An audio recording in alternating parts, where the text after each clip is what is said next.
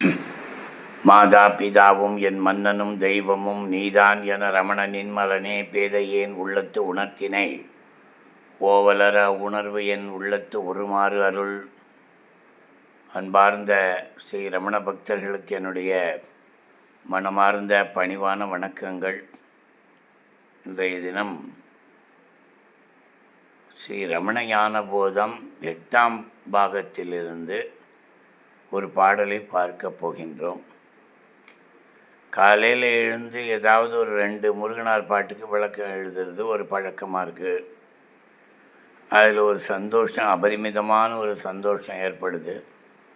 வேறு எந்த வேலை செய்கிறோமோ இல்லையோ, இந்த ஒரு வேலை மட்டும் செஞ்சே ஆகணுங்கிறாப்புல நடந்துட்டு வருது. மகிழ்ச்சியாக இருக்கிறது. இன்றைக்கி அருட்கல்வின்னு ஒரு பாட்டு பார்த்தேன். ரமண ஞானபோதம் 8ஆம் பகுதி 1176வது பாடல். ரொம்ப அற்புதமாக இருக்குது.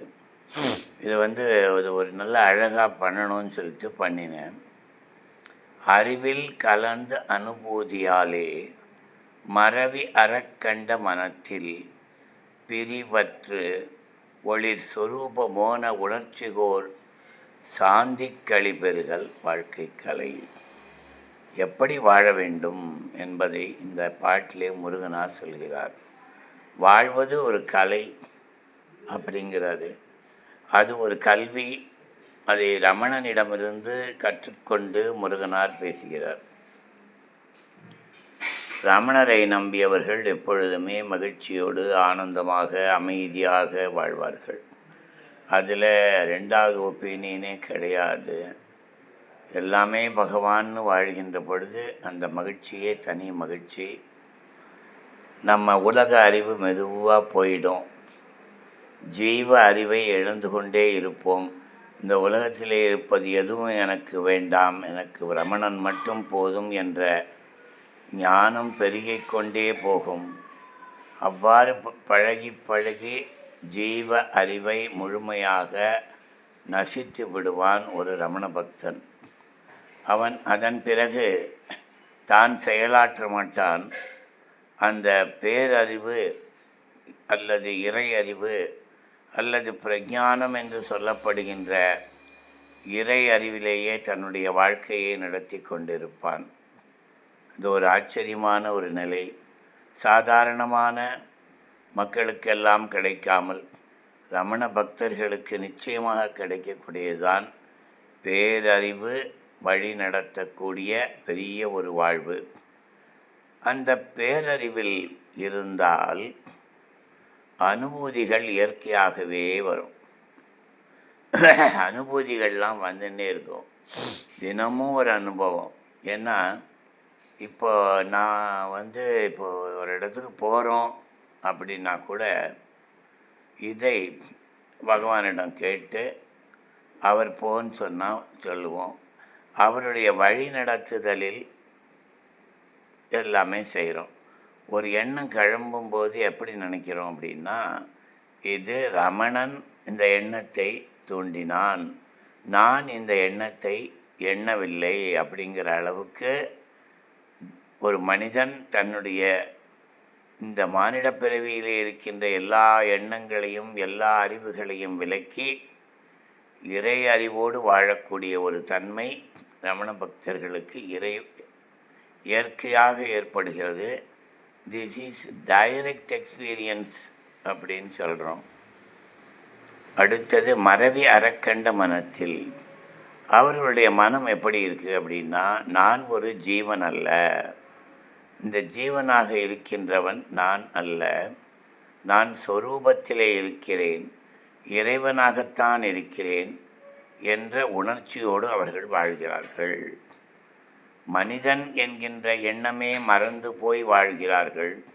நான் அதுவாகத்தான் இருக்கிறேன் என்று வாழ்ந்து கொண்டிருக்கிறார்கள்.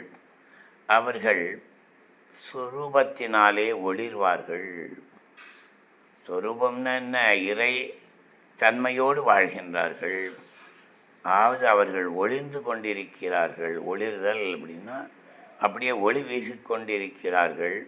அதற்கு காரணம் வேறு இல்லை என்ற ஒரு சிந்தனை, மற்றொன்று மோன உணர்வு. மௌனத்திலேயே இருந்து இறைவனை அனுபவித்து கொண்டிருக்கிறார்கள். மௌன உணர்வில் வாழ்ந்து கொண்டிருக்கிறார்கள். இந்த மௌன உணர்வு என்ன பண்ணுதுன்னா, நினச்சி பார்க்க முடியாத ஒரு சாந்தியை கொடுக்கிறது. வாழ்க்கையில் என்ன பிரச்சனையும் அவனுக்கு பிரச்சனைகள் இருக்கலாம், அதுக்கும் அவனுக்கும் சம்மந்தம் இல்லை. அந்த அந்த ஜீவனுக்கு இருந்த உணர்ச்சிகள் எல்லாம் என்னை எந்த விதத்திலும் என்னை துன்புறுத்தாது, வருத்தாது, அலைக்கழிக்காது. ஏனென்றால் நான் அதுவாகவே இருக்கின்றேன் என்ற உணர்வில் வாழ்கின்றான். சதா சர்வகாலமும் சாந்தியில் இருக்கின்றான். அந்த சாந்தி என்ன செய்கிறது என்றால், உள்ளத்திலே ஒரு களிப்பை ஏற்படுத்துகிறது. எப்போ பார்த்தாலும் சந்தோஷமாக இருக்கான். அவனுக்கு வருத்தங்கிறதே கிடையாது. அவன் அதுவாகவே இருக்கிறான். அவன் உலகத்தை மறந்து வாழ்கிறான். அது உன்னதமான வாழ்க்கை. இது ரமணர் தன் பக்தர்கள் அனைவருக்குமே கொடுக்கக்கூடியது. இதை பெற்று நாம் அனுபவிக்க வேண்டும். இப்போ சுருக்கமாக சொல்லணும்னா, பேரறிவால் அனுபவங்கள் ஏற்படுகின்றன. அந்த அனுபவங்கள் ஏற்படுவதற்கு காரணம் நான் ஜீவன் அல்ல, நான் அந்த பரம்பொருள்தான் என்ற எண்ணம் அவனுக்கு நிலையாக நம்பிக்கையாக வந்ததால் ஏற்பட்டது.